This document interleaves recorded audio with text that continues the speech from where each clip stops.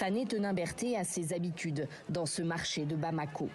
Cela fait des années qu'elle bataille pour remplir son panier au meilleur prix et c'est encore plus difficile depuis quelques semaines.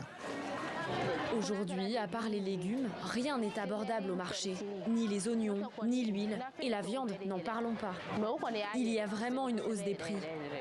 Aujourd'hui, on parle de l'embargo, mais ça a commencé bien avant. Cela fait un mois que le Mali vit sous embargo et que ses échanges commerciaux avec ses partenaires de la CEDEAO sont limités aux seuls biens de première nécessité. L'effet de ces sanctions ne serait pour l'instant pas flagrant sur le quotidien des 20 millions de Maliens.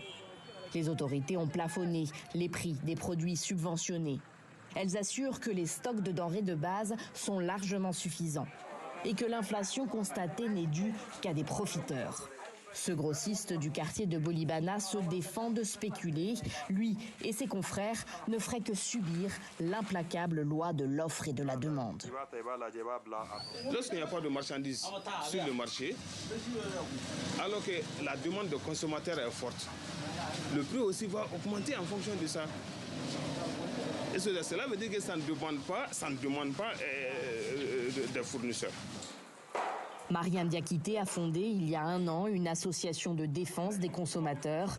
Elle appelle à la solidarité en ces temps difficiles et peut être appelée à durer. Nous devons se donner la main pour lutter contre cette cherté de la vie.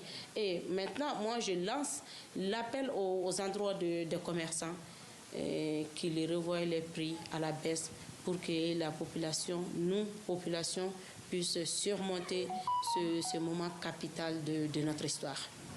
Jusqu'à aujourd'hui, aucun mouvement massif n'a émergé au sein de la population pour dénoncer le renchérissement de la vie.